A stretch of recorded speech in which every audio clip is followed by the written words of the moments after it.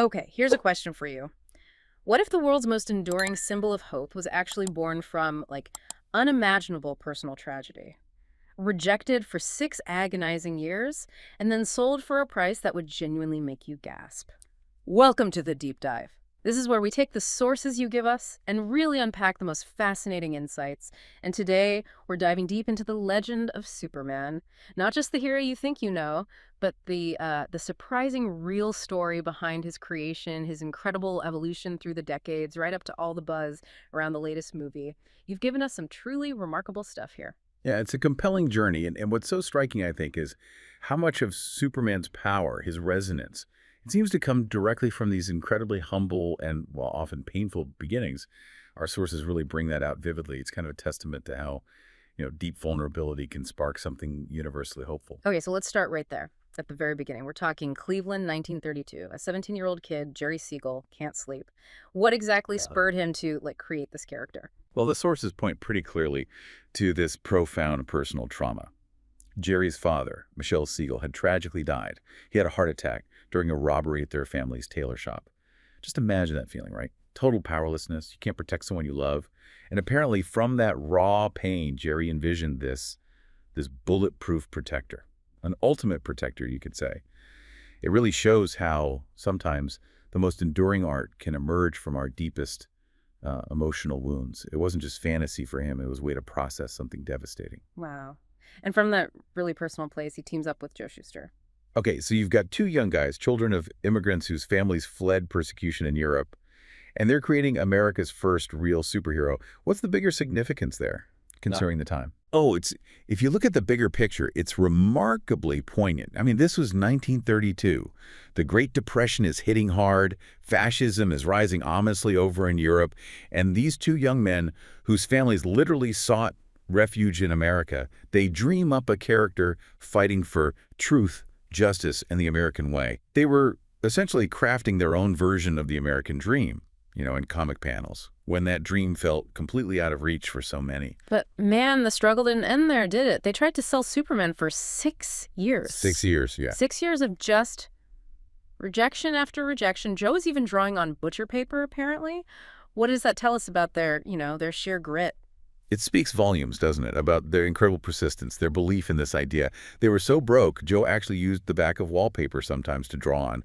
And then when they finally sold Superman to National Allied Publications, which is now DC Comics, they got a check for, wait for it, $130. $130? That's it, Yeah. Which is what, maybe about $3,000 today? For a character, a property that's now a multi-billion-dollar global franchise, it's often called one of the worst deals in entertainment history. Yeah. But, it launched an empire. Changed pop culture forever. Okay, so boom. April 18th, 1938, Action Comics, #1 hits the stands. What was so revolutionary about that specific first look at Superman? What made it jump out? Just try to picture being a kid in 38, right? Yeah. You see that cover? A guy in a bright costume, cape flowing, lifting a car over his head. There's just nothing like it. And early Superman, he was pure wish fulfillment for the little guy. He wasn't just battling, mad scientists yet. He was a real social justice warrior. He was fighting crooked slumlords, corrupt politicians, unsafe working conditions. He was a champion for the downtrodden, pushing back against everyday stuff. Right. Then World War II breaks out and Superman starts to change. How did his role, the stories, adapt to that huge global conflict? Well, the creators had this interesting problem, didn't they? If Superman's so powerful he could end the war in 5 minutes, why doesn't he? So they got clever. They had him fighting fascist-type villains, but on the home front, promoting war bonds like crazy, pushing messages of racial tolerance, national unity. He really became America's moral compass during that dark time. Okay, so fast forward to the 1950s. Suddenly we've got Silver Age Superman moving planets, time traveling. That's a serious power creep from jumping tall buildings. What was behind that massive upgrade?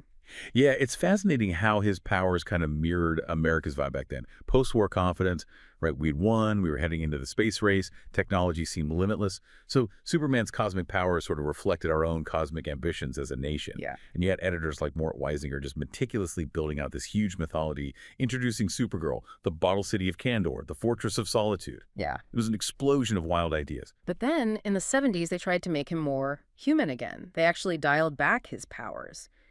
Why mess with the formula when he was so popular as this godlike figure? That's a really sharp point. The 70s were a different beast, weren't they? Vietnam, Watergate, the oil crisis. The whole country was questioning everything, its heroes, its myths. So the comics tried to ground Superman a bit more in that reality. They reduced his powers, made him seem more vulnerable, maybe more relatable. It was like a reflection of the national mood. Maybe we don't want a god right now. Maybe we want someone who kind of gets our struggle, someone who bleeds a little. Speaking of bleeding, the death of Superman in '92, that wasn't just a comic event. It was a cultural phenomenon. People were lining up for a comic book. What was the deal with that? Oh, it was huge. Superman #75 sold over 6 million copies. Yeah. Can you imagine? CNN covered it. Major newspapers ran actual obituaries for a fictional character. For a short, kind of surreal time, his death was treated like real news. It just proved the incredible, almost unbelievable power and reach of this character that those two teenagers cooked up decades before. He was just that deeply embedded in our collective psyche. Okay, before we get into the movies and TV shows, quick question. When did Superman actually start flying? Because he didn't in the very first comics, right? He just leaped.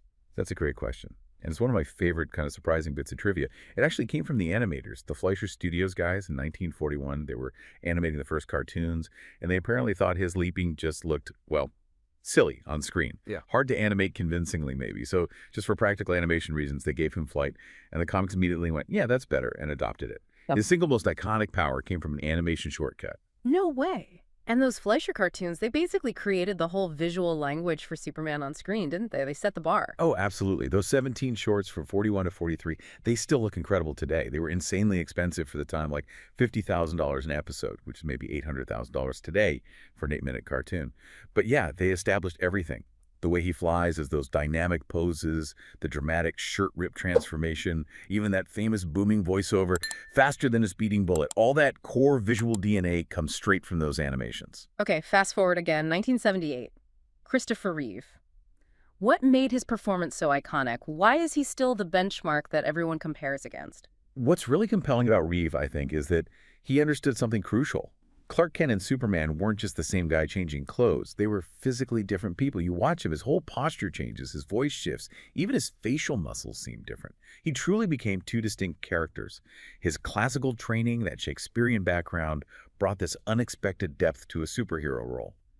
Sounds odd, but it absolutely worked. And that movie itself, that was a massive gamble, wasn't it? Like a $55 million budget back then was insane. Huge risk. The director, Richard Donner, his whole mantra was verisimilitude, making you believe a man could fly.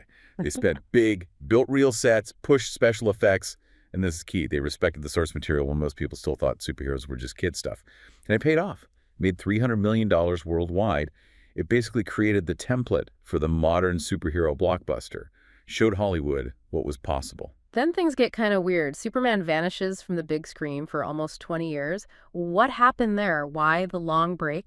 Superman the Faith happened. That's pretty much the short answer. Made on a shoestring budget like $17 million, notoriously bad effects. It killed the franchise for nearly 2 decades.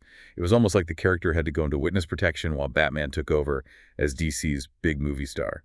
By the time Superman Returns came out in 2006, Soupies felt almost quaint compared to the darker heroes that were becoming popular. Yeah, Bryan Singer tried with Superman Returns, but it felt, I don't know, like a museum piece. A beautiful homage, maybe, but not really a fresh start. Why didn't that quite connect? Well, Singer was so respectful of those Donner films, you could argue he forgot to make his own movie. Brandon Routh looked incredibly like Reeve. The story was basically a spiritual sequel to movies from the 70s. It was definitely beautiful and nostalgia, yeah. But audiences in 2006 seemed to want something new, some evolution, not just repeating the past. Which leads us right into Zack Snyder's Man of Steel, probably the most debated, most controversial Superman movie ever made. What was Snyder trying to do with that really gritty, almost grim take? That film really asked a big question Snyder seemed interested in.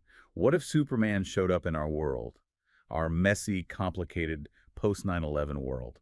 His idea was people would be terrified. Governments would instantly try to control him. His very presence would change everything, maybe not for the better initially. It was a fascinating, sometimes pretty brutal approach. But yeah, deeply divided fans. You had people wanting that traditional heroism versus those intrigued by this psychological realism. So Henry Cavill did 3 movies, but now we're getting David Corenswet in James Gunn's new version.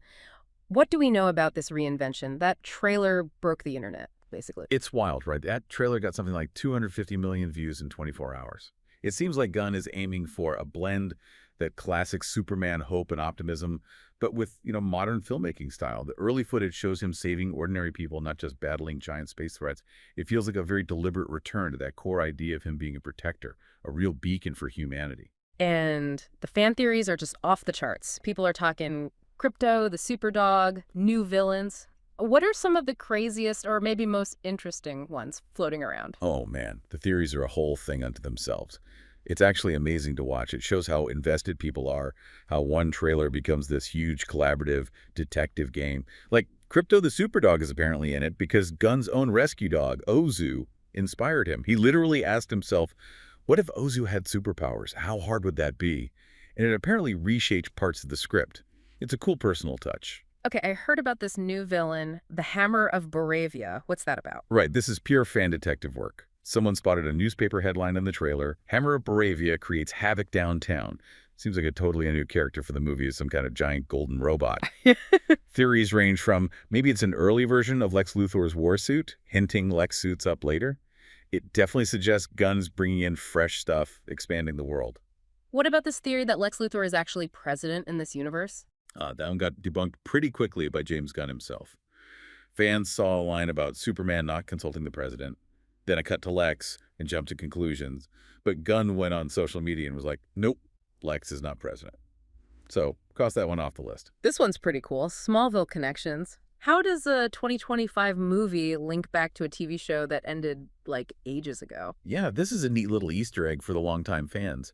In Gunn's movie, Lex's company is called Luthor Corp, which is exactly what it was called in the Smallville TV show, before it became LexCorp later on. Gunn has said he pulls from all sorts of different comic books and TV shows and movies, and he's mentioned being a Smallville fan, so it's definitely a little nod, an homage to that show. And then there were rumors about evil Superman clones, like Ultraman or Bizarro showing up. Yeah, the rumor mill went into overdrive on that one for a bit. People thought maybe the main villain wouldn't be Lex, but Ultraman or some kind of messed up Bizarro clone. Fans even made concept art. But again, Gunn stepped in and clarified Lex Luthor is the main villain. So no evil clones this time around, it seems. Okay, tell us about the casting story with David Cornsweet and Nicholas Hoult. That's pretty interesting. It really is. Nicholas Hoult, who's playing Lex Luthor, actually auditioned for Superman first. But Gunn apparently felt Hoult was a bit more controlled, and the script needed a looser kind of energy for Superman himself. Meanwhile, Cornsweet had said way back in 2019 that playing Superman was his ultimate pie-in-the-sky ambition, like his dream role. And here's a fun side note. His grandfather was Edward Packard, the guy who created the Choose Your Own Adventure books. Kind of fitting, right? Huh, yeah. Okay, and what about the Justice League theories that it's forming in this movie? Yes. Big speculation there. Fans think we might be seeing the formation of the Justice League International, but maybe called the Justice Gang in this universe, possibly working for Maxwell Lord. The trailer shows Hawkgirl, Mr. Terrific, Guy Gardner flying together in matching suits over Metropolis. That look heavily mirrors the classic, beloved 1980s JLI comics. So it definitely points towards Gunn building out a wider team, a bigger universe. It also seems like a pretty bold move that Lois already knows Clark's secret identity right from the start. Exactly. The latest trailer makes it super clear. Lois and Clark have apparently been secretly dating for 3 months, and she definitely knows he's Superman. So it completely skips that classic dynamic of Clark trying to fool Lois with his glasses, which was, a huge part of the older stuff. It sets up a potentially more complex, more adult relationship dynamic right off the bat, lets them explore different kinds of stories. And I love this detail. Apparently, David Cornsweet himself convinced Gunn to bring back the red trunks on the costume. What was the thinking there? Yeah, this is actually really smart character psychology, apparently. Cornsweet's argument was something like, Superman is an alien. He's incredibly powerful, shoots lasers from his eyes. He could be absolutely terrifying, especially to kids. So he dresses in these bright primary colors, almost like a professional wrestler or a circus strongman, to signal hope and approachability. The trunks aren't just retro. They're a conscious choice by Superman to say, hey, I'm friendly, I'm here to help, not hurt. It's about making himself seem less intimidating. Okay, so what does all this mean? All these theories, the Easter eggs, the new directions. Is Gunn setting up something much bigger here? If you connect all the dots, yeah, absolutely. Between the Smallville nods, the potential Justice Gang, these new villains like the Hammer of Baravia, all the deep-cut comic references, it really feels like Gunn is meticulously building a whole universe. one that honors Superman's massive 87-year history, but is also clearly laying the groundwork for potentially decades of future stories. The sheer amount of fan excitement and theory crafting shows this is meant to be the foundation for a whole cinematic universe. When you boil it all down, Superman's greatest power, it isn't the strength or the speed, it's his ability to inspire hope for, 87 years now? Through depression, war, upheaval, uncertainty, this character keeps reminding us that heroes can exist, that good can win, that someone is watching out for the powerless. That's the real magic, I think, that Jerry Siegel stumbled onto in his grief all those years ago. Hope is maybe the most powerful force there is. And if all this buzz and these theories are anything to go by, that hope is about to soar really high again. Incredible insight. Seriously, thank you so much for taking us through Superman's amazing evolution and, wow, all those wild theories about the new film. Really fascinating stuff. That wraps up today's episode of Fact Universe. Thanks for listening. Don't forget to like, share, and subscribe. See you next time.